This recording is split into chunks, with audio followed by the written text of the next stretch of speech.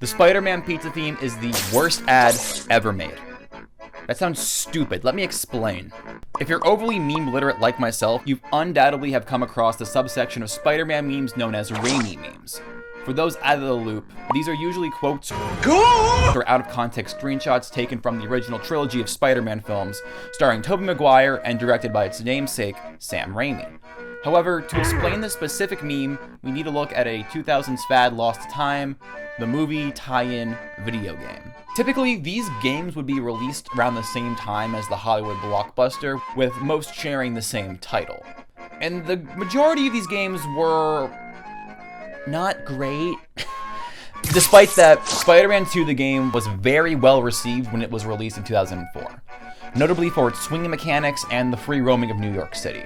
Yet nowadays, the seemingly most remembered aspect of this game comes from its soundtrack. The internet has dubbed the track you've been listening to so far as the Spider-Man pizza theme. This piece plays during pizza delivery side missions, where it steadily speeds up as a countdown timer ticks down, becoming more stress-inducing and bizarre sounding. Merging this with the already beloved and meme opening sequence from the feature film, He stole that guy's pizza! has created this melodic meme where Spider-Man meets all sorts of wacky musical or Italian food-based media.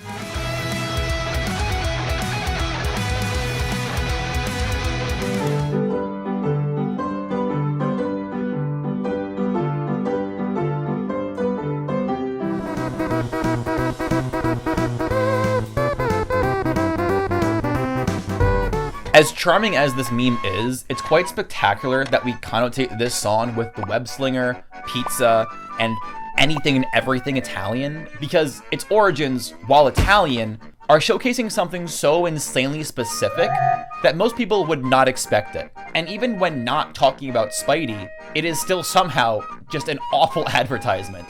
So jump with me now to Napoli, or Naples. This southern Italian city and province is world known for its coastal views, 3,000 years of history, and geographical proximity to Mount Vesuvius, the same volcano that covered the city of Pompeii in ash in 79 AD. And it would be here in Naples in 1846 that Italian composer Luigi Denza was born. Now, I struggle to call Denza an Italian composer because I believe the word Neapolitan describes him a lot better. Neapolitan describes something or someone of or from Naples. Moreover, the Neapolitan language, a separate yet similar Romantic language to Italian with around 7.5 million speakers, is spoken in the region, and would be important to Denza's most famous song, which, spoiler alert, is the same tune as the Spider-Man pizza theme, but more on that later. For now, it's important to note that climbing Mount Vesuvius has been and still is a huge tourist attraction. Before the advent of modern technology, most people would climb to the summit on foot or would overpay guides to ride a horse or use a sedan chair. But during the 1870s, to make the ascent easier and more affordable, Hungarian Ernesto Emanuel Oblite sought to construct a funicular railway. So, a funicular is a railway that traverses up and down a slope, utilizing two counterbalanced cars that are attached to opposite ends of the same cable.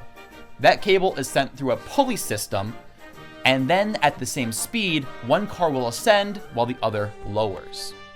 Yes, this is somehow pivotal information. Construction of the Vesuvius funicular was completed in 1880. The passenger cars, named Etna and Vesuvio, could carry 15 people each and relied on a steam engine for power. A one-way ride would last approximately 12 minutes, which was a significantly faster method to reach the top. On the line's opening day, Denza debuted Funiculi Funicula as part of the celebrations. He composed the song alongside local poet Peppino Turco, who penned the lyrics. It's important to note that the lyrics are written entirely in the Neapolitan language, so while the song is Italian, it's even more precise to call it Neapolitan. The song itself is about a struggling lover telling his partner about this amazing incline railway he went on, and then the couple rides up the volcano, where the view from above is so stellar that it restores their love to the point that they're now engaged.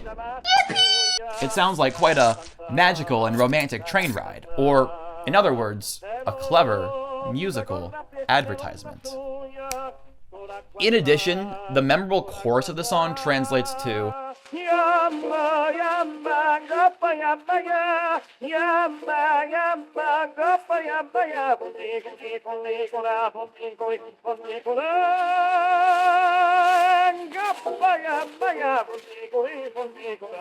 I can't help but think this aligns way too well with Spider-Man swinging around New York City, especially in video games, like how he rises and falls while swinging from web to web, and even summoning giant skyscrapers overlooking the city.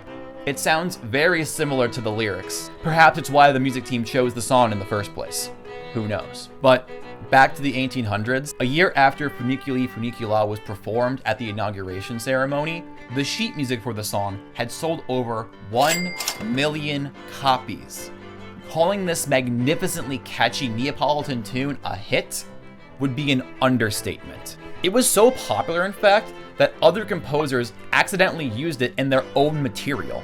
German composer Richard Strauss erroneously assumed that it was a significantly older Neapolitan folk song when he used it in his symphonic poem Aus Italien. Strauss would then go on to pay Denza royalties for violating the copyright. Similarly, Russian composer Nikolai Rimsky-Korsakov made the same mistake in his 1907 piece, Neapolitan Song. So even over 100 years ago, non-Italians couldn't help but feel the Neapolitan joy that Funicular contains. No wonder Peter Parker did the same thing.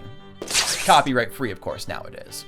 So why do I keep clamoring on about this song being such an awful advertisement? Well, after the Funicular maintained steady success for a good long while, Mount Vesuvius erupted in 1906, destroying the upper portion of the incline. But after being rebuilt, funding plummeted drastically once Italy entered World War II. And once the Allies left and the locals regained control after the war, Mount Vesuvius erupted again on March 17, 1944. Rebuilding the funicular after the second eruption was deemed much too expensive, and a road to the top was built in place, which is how most people summit the volcano today. So in the end, while the whimsical train ride it touts is no more, the song all about it lives on. But that all begs a second question.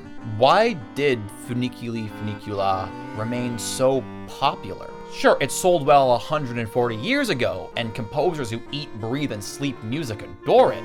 But what about the common man playing Spider-Man 2 on his PlayStation 2? Well, it probably has more to do with Spider-Man's home country than you may think. Between the 1800s and 1920s, over 4 million Italians left their homelands and immigrated to the United States. Roughly 80% came from southern Italy and Sicily, where most lived in rural, poverty-stricken areas. These were farmers and land workers with little skills needed for the industrial life in the big city, and many brought their families along to the US as well. After immigrating via Ellis Island, about 80% of Italians stayed within New York City, making it their new home. Most settled around what would soon aptly be named Little Italy, and with families coming from culturally different corners of the nation, many continued to embrace their deeper regional cultures. This meant that the dialects, cuisine, traditions, and music from different parts of Italy were celebrated, adored, and fought over within these 15 square blocks. Hey, do you know what time it is? Hey, it's time for the pizza rant. Pizza time. During this time, pizzerias emerged in New York City, the very first being Lombardi's in 1905. Utilizing his baking skills learned back in Naples, Gennaro Lombardi is credited with originating the now famous New York style of pizza, which used the traditional Neapolitan pizza style as a basis. Every day he would feed loads of low-income workers pizza by the slice, with pizza being a convenient food, nothing super exotic or fancy. Protégés of his would then go on to open up their own pizzerias across the city, to where nowadays there are over 2,000 existing pizzerias in New York. Of course, the love of pizza would spread like wildfire. After World War II and the 1950s suburban expansion, pizza became a popular food adored by all Americans. Getting a whole pie became something social to do with friends or family, and the advent of delivery kept propelling its popularity. Tom Monahan, the originator of Domino's Pizza in Ypsilanti, Michigan, utilized free delivery as a way to stand out from the competition, which made sense in the now spread out and car-crazy country. Domino's is also credited with originating the pizza box and pizza sleeve. Funnily enough, the idea may stem from 1800s Naples, where pizza was sold by the slice out of a stufa. And that idea seemingly transferred to the boxes, now carrying an entire pie, keeping it fresh, hot, and ready to serve. Domino's never patented the pizza box, which is likely why they're so commonplace in every pizza shop. Because of all this, pizza really lost its identity as solely an Italian food and became an American staple with plenty of now hidden Neapolitan influences. Funnily enough though, this sort of lines up with how Spider-Man, a New York City-based comic book superhero, published in the same city as pizza, spread around the US and world from the same place and changed all of Marvel publishing as we know it. It's no surprise that these two beloved icons of Americana go perfectly hand in hand with one another. You cannot not think about these two things and not think about New York City. And I think that's awesome.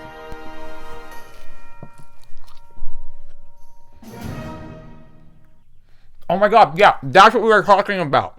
Rewinding the clock a bit, as time moved onward, more and more Italian Americans began to assimilate further into American culture, while forgetting certain aspects of their Italian heritage. This is especially the case with language, where many had to learn English, but in turn, many forgot not only Italian, but their native regional tongues too.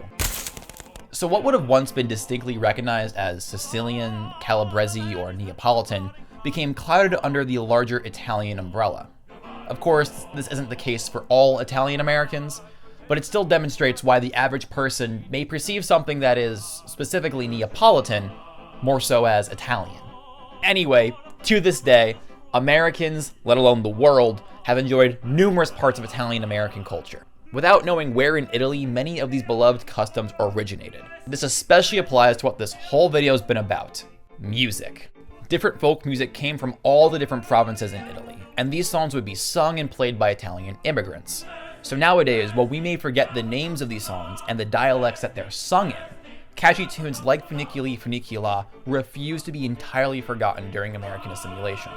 And a quick note about music before this video ends, just because I have nowhere else to fit this in the video. The song that plays in Mr. Aziz's shop in the game is a medley that starts with the piece Tarantella Napoletana. Tarantella means dance of the spider, and people would dance around trying to get the poison from spider bites out of them. Of course, these spider bites weren't poisonous, but the dance remained popular. But still, with all this Neapolitan love, Funicula was used over this? I mean, it would have been so much more fitting. Spider-Man was literally bitten by a radioactive spider. Like, it's all right there in the name. Spider, Spider-Man, Tarantella. Like, come on, it would have been perfect. Whatever, I digress. But that classic Neapolitan spirit lives on in the States in so many ways. From the New York style of pizza, to recontextualizing the tune, romanticizing Mount Vesuvius' railway that no longer exists in the form of a PlayStation Spider-Man Raimi meme that goes bonkers on the internet. So, thank you, Naples. We Americans may call everything to come from you Italian, but without you, we wouldn't have... Pizza time. I'm not paying for those. I'm gonna put some dirt in your eye. If I flip the pizzas, Mr. Aziz will flip out. I'm gonna cry. And you're late. Always, you're late. Hi. They love me.